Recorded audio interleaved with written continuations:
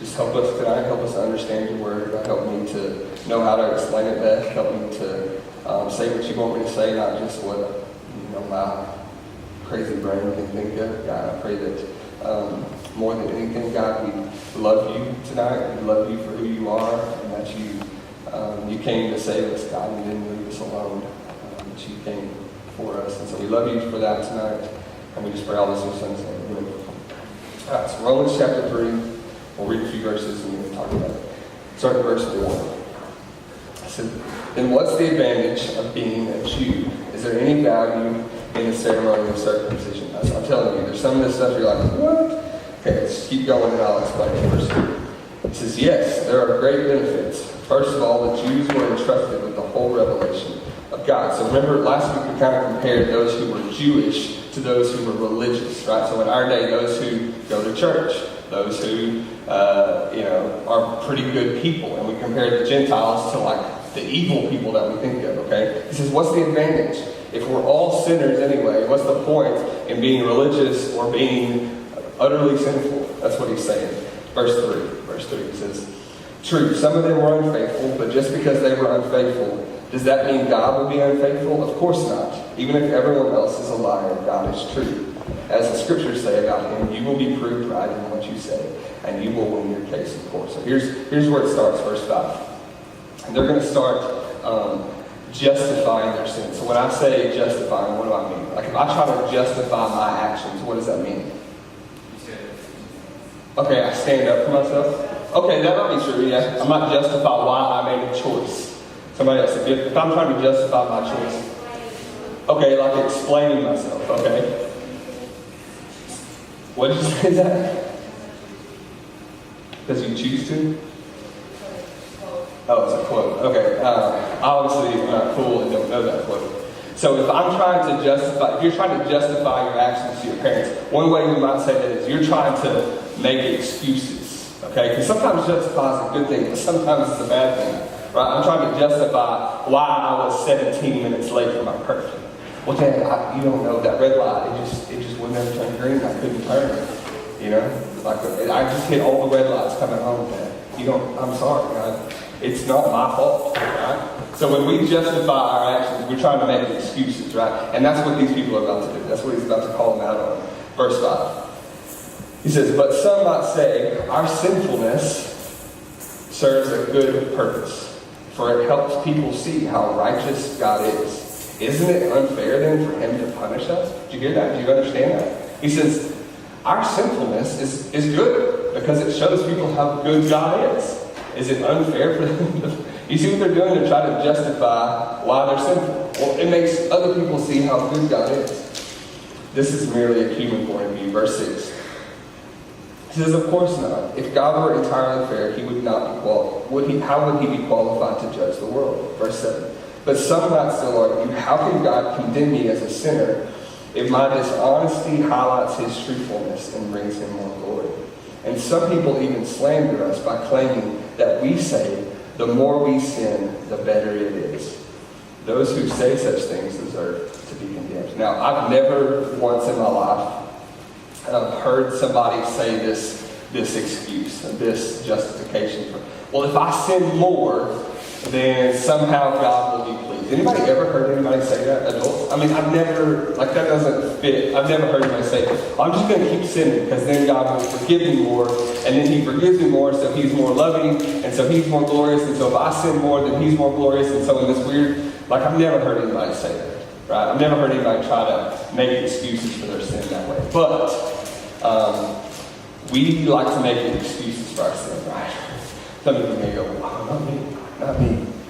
So what are some ways that and this is part of the discussion, okay? So I want to hear your feedback. What are ways that we justify or make excuses for our sin? All right? Somebody, any ideas? And it could be about your friend, right? Okay, so it could be about you. It's like, I got this friend, right? Who, this is how they make. What's our excuses for why we sin when we know we shouldn't? Somebody, what's your excuse? I got a whole list of it, so this isn't hard. What's an excuse we make? Yeah, other people are doing it. Like, what's the big deal? I mean, all my friends, okay, that's one. What else? How do we justify ourselves? He dared me to. He dared me to. Man, girls won't really respond to that. Guys, I had to do that. I don't know. I mean, he dared me to do it. How else do we justify our sin? What about saying your parents did it? By saying what? Your parents did it. My parents did it. I'm just doing what my parents told me to do. Okay. Wow. I don't know what they said to do, what they did. Yeah. Sometimes parents tell you don't do something. Gotcha. They're going to do it. Yeah. Yeah. Kids, what were you going to say? They did it first, and I was staying at their house. I didn't have any choice. I just had to, right? What else? Somebody else. What's a way to justify choosing sin over choosing God? Here's somebody was going to say something. Here's the list I wrote down. Everyone else is doing it. Well, God doesn't really care about that anymore. I've heard that. Well, sin, maybe that was sin back then, but he doesn't understand our modern world. Right? I've heard that one. The Bible isn't really specific about kind of what's okay and what's not okay in that area. That's what I've heard a lot. Or this one. And probably this is one I've thought at times.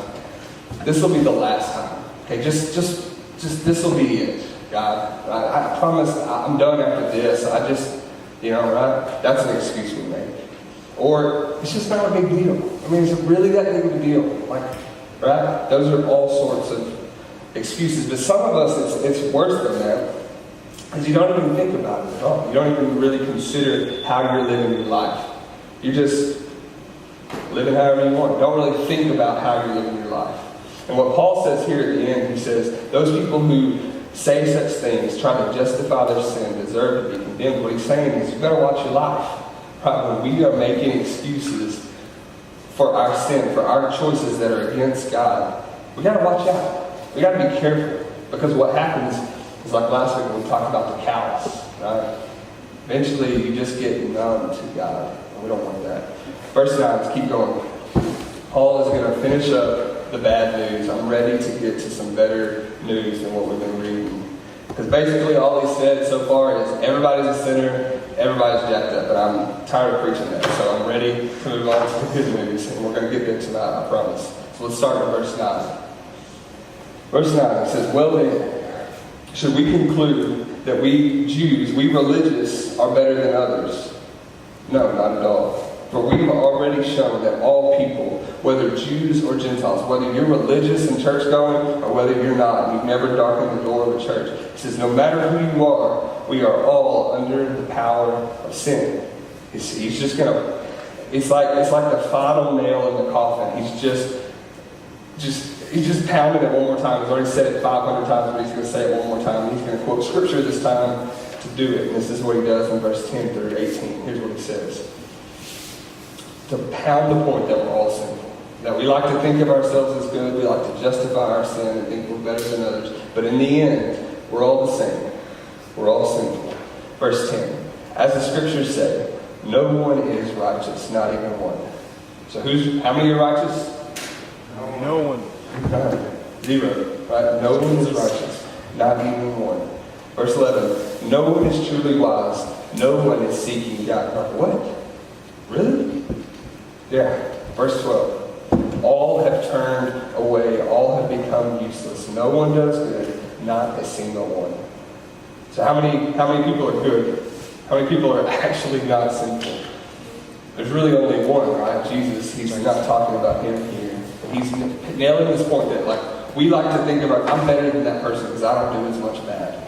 Or I'm not as bad as my bad friends. And he's going, no, you're all the same. We are all the same. We're all sinful at our core. And here's his example he gives, verse 13. He says, their talk is foul. What does that mean? Foul. Not like in baseball. Like it went left or right. What does it mean? Bad? Okay. Their talk is bad. Like the stench from an open grave. I don't know what that smells like. I've never been to an open grave. We don't really have those anymore. But that is not a good thing to say that your breath, and is he talking about the breath? No. He's not saying your breath stinks. He's only saying the stench from an open grave. That's what their talk is like. He's saying their speech their tongues, how they talk about people, how they speak about this world. He says it's the equivalent of death. It's the equivalent of death. It says their tongues are filled with lies. He's just pointing to our mouths and how we speak about each other. And he says snake venom drips from their lips. What does snake venom do to you if you get it in your system? Yeah, it poisons you. It kills you. So he's saying our words are like hurting other people. They're not just smelly. They're not just bad and evil, but they're actually hurting other people. They're poisoning other people's lives. This is one example of our sin, is our mouths, how we speak about one another. Man, I'm shocked to listen to my own speech sometimes. Like when I really step back and think about sometimes how I talk about people, and I'm a youth pastor, okay? Like I'm supposed to love everyone, especially, right? I'm supposed to be perfect, right? That's what y'all think about me. Maybe you don't think that about me, I don't know. Jada's like, hey, no, you ain't perfect. Man, sometimes if I really sit back and think about how I speak about certain people in my life, it's this. It's like the stench from an open grave. It's lies and it's hurting them and it's sinful. Keeps going. Their mouths, verse 14, their mouths are full of cursing and bitterness. So it's not just our words, but he goes on to our actions. Verse 15, he says, they rush to commit murder. Verse 16, destruction and misery always follow them. Verse 17, they don't know where to find peace. So it's not just that our words are evil. It's not just that sin just happens in our mouth, because it happens in our actions, right? It leads to this destruction that he's talking about. And this is the root of it. Verse 18 says, they have no fear of God at all. What does it mean to fear God, somebody? What does it mean to fear God? Kids? To be afraid of? Okay, that's one. Yeah. Somebody else. What does it mean to fear God? Is it just like, I don't want to be near you, I'm scared of you? It's kind of like that, but it's more of a respect, right? That, like if you have good parents, you should fear them a little bit. Like I'm still kind of scared of my dad. If he speaks, and I'm bigger than he is, right? I'm stronger than he is. I think I'm smarter than he is. I'm still kind of scared of my dad. He can speak in a certain tone. You might know the dad voice, the mom voice. That like your parents change their voice when they use your middle name, and all of a sudden you're like, okay, I'm shutting up. Anybody know that? Willie, are y'all still scared of your parents? No, not really. Y'all really have that one. Stacy's like, yes. If your dad speaks in a certain tone, even if it's not to you, even if it's something, I have the same thing. And I like cower like a little puppy, right? But why? I mean, because I respect him. And I trust him. And if he's calling me out on something, then I must be wrong, right? I got this fear of him. And he's saying, when there's no fear of God, when you don't fear your parents, you'll do whatever. You'll make whatever, because you know there's no consequence, right? Anybody brave enough to admit you don't fear your parents? Don't raise your hand. I don't want to know. There are people, you have friends and you may be that way, but you have no fear of your parents at all. Because what are they going to do to you, right? Some of you are like, nothing. Watch me sneak out. Right? I dare you. I dare you. I'm just kidding. Don't do it. Don't do it. I know your parents. But if you got no fear of your parents, you'll do anything at all. And if we have no fear of God at all, then our mouths will be full of death. And our actions will lead to death. He's saying if we have no fear of God, that's why sin just takes over us. Verse 19, let's keep going. We're going too slow. You're listening. Way too slow. Verse 19. Obviously, the law applies to those to whom it was given. For its purpose, listen to this, the law. Think of God's word. It says, the law or God's word, its purpose is to keep people from having excuses and to show that the entire world is guilty before God. You're like, Paul, you are so Debbie Downer. The entire world? Verse 20. For no one can ever be made right with God by doing what the law commands. The law simply shows us how sinful we are. No one can ever be made right with God by doing what the law commands, doing God's word, by keeping it perfectly. All it does is show us how sinful we are. I love how simply that this version puts it. It makes so much sense. See, part of God's word, that's part of the purpose. is to show us that we aren't perfect, that we don't measure up. It's almost like, I was thinking about trying to think of a real life example today. How many of you do box jumps? I know y'all do them in basketball, right? So, box jumps. Anybody not know what a box jump is? It's very self-explanatory. You jump onto a box, okay? Right? And you got different levels of boxes. So like, 7th grade boxes, and then like Andy's boxes are like somewhere up here, right? Alright? No? There's huge, you can go watch videos of guys jumping on boxes like as tall as them, like literally just jumping and landing on top, right? I just shook the whole building when I landed this thing.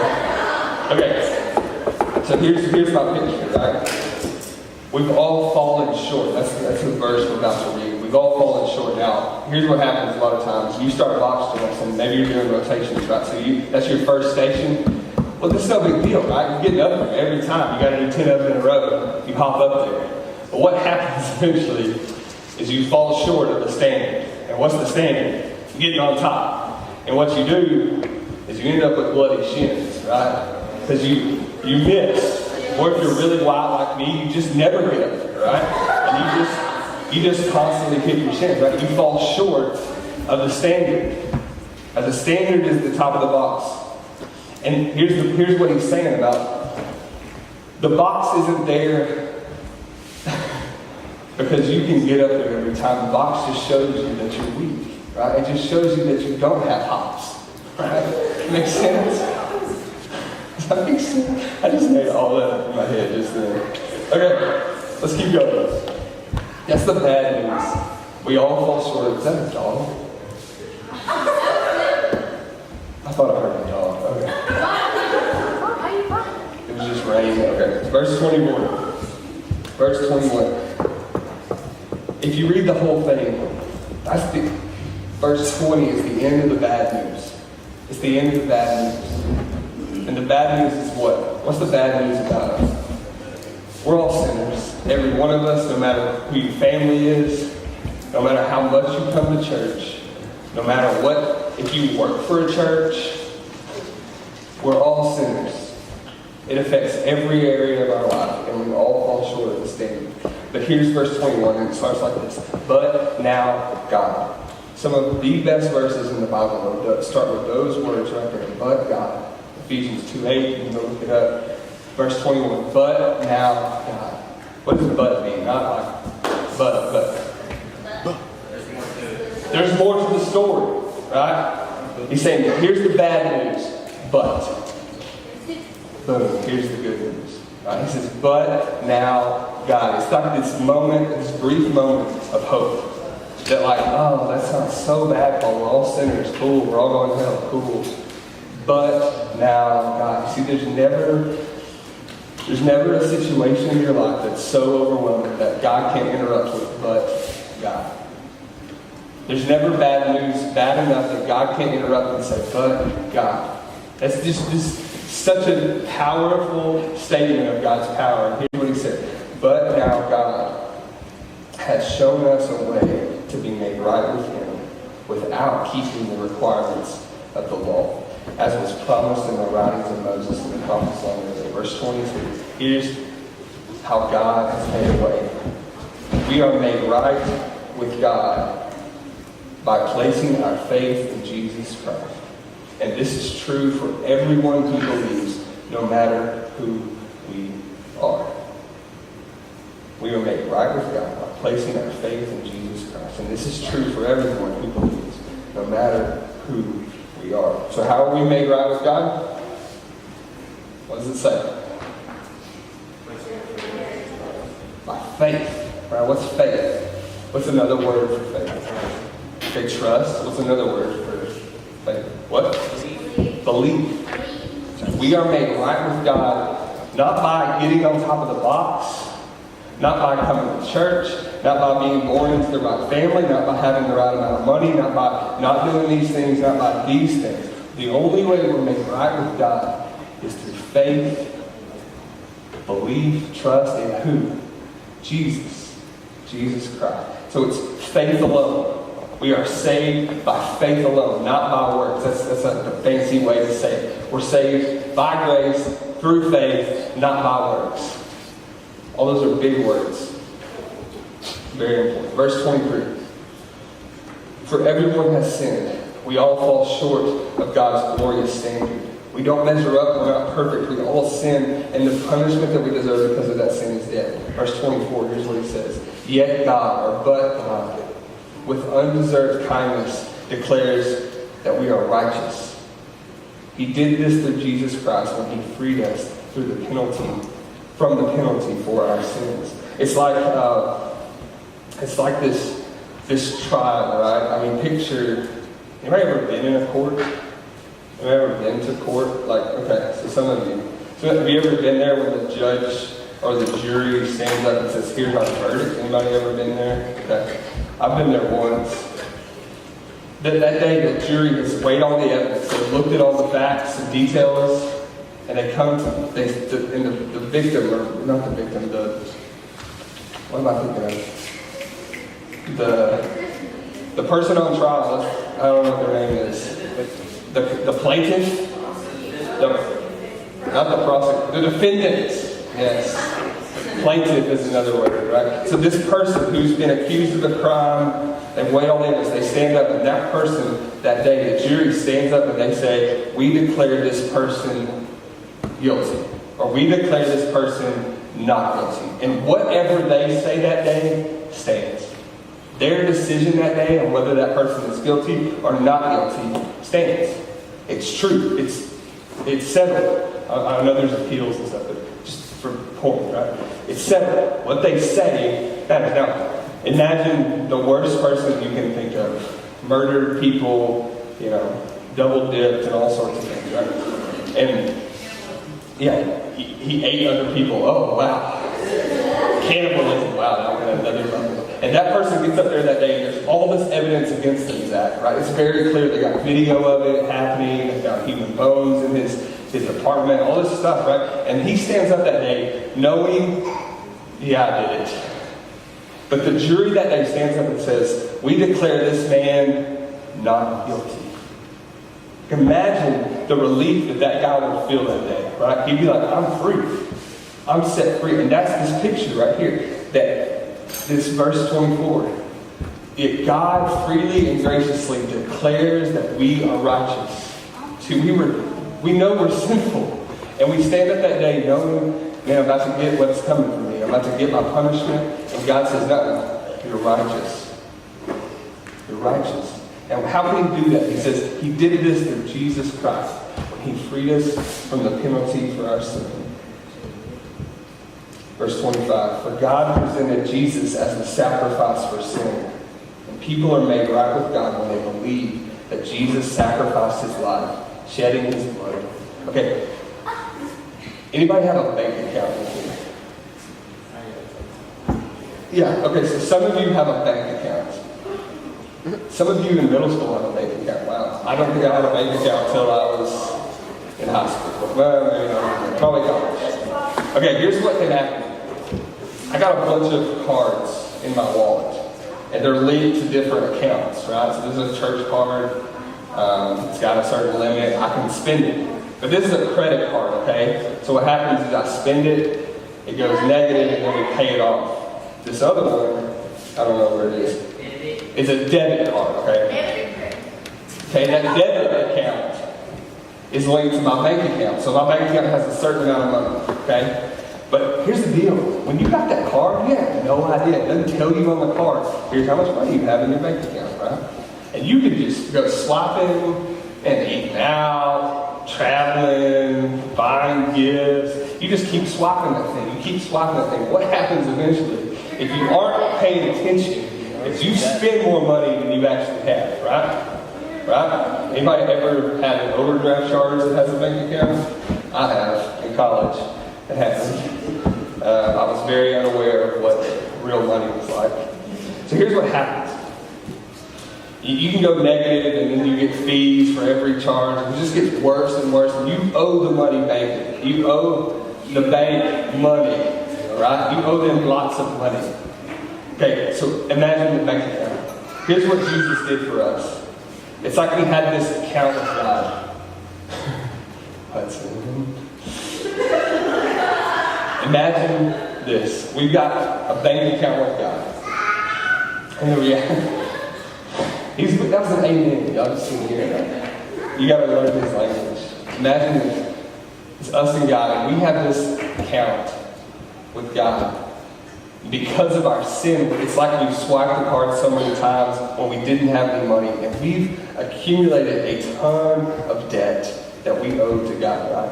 We just sang about it. My debt is paid. It is paid in full. It's like we had this debt. Let's just imagine a crazy amount of money. We owed God more than we could possibly claim. Tens of millions and hundreds of millions and billions of dollars. Right? It was this debt that we would never be able to pay. And it's like he comes to us one day, and we're expecting the worst, right? Because it's like, he's about to throw me in jail. He's about to take all my legs. I don't know what he's going to do to pay for this, but he's coming to settle up. And that day he says, it's okay. Jesus has taken care of it. So what Jesus did is not only did he, imagine this, it's like we owed $10 million, right? Jesus didn't just pay that debt. Right? He didn't just get us back to zero. He did do that. He took away all of our sin. He took our punishment that we needed to pay. He took all that and got us back to zero. But he didn't stop there. He gave us everything that he had. Right? So we went from literally like negative $10 million to like, I don't know, infinity. I don't know what the biggest number you can think of is. Infinity times infinity. Jesus not only paid our debt, but he gave us his righteousness. Does that make sense? He didn't just get us to zero and go, all right, good luck now. We still got no money. He gave us his life so that he could pay our debt so that we didn't have to pay it before God. And he also gave us his life and his inheritance and everything else so that we could be with the Father. That's it.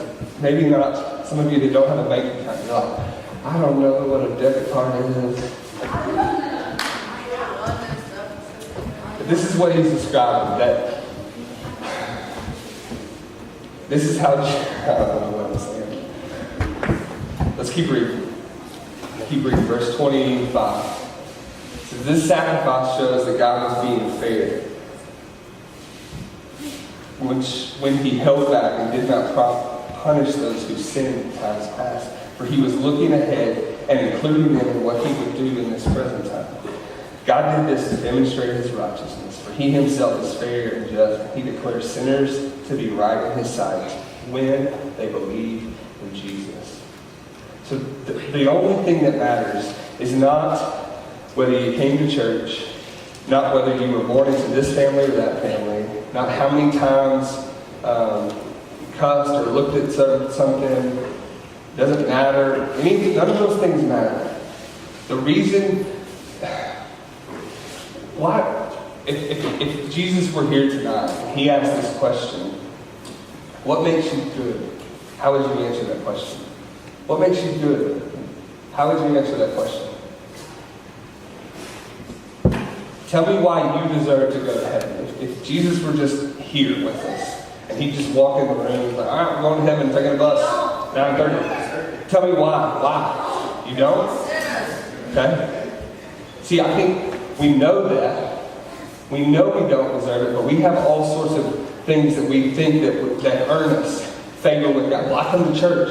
Well, I do this. I do that. I don't do that as bad as my bad friends. I don't go to those places near as much. And so what we like to do is we like to justify ourselves and stack ourselves up against each other. And God says, no, the only thing that matters is none of that stuff, not what family you're from, not how much money you have, none of that. The only thing that matters is your faith in me.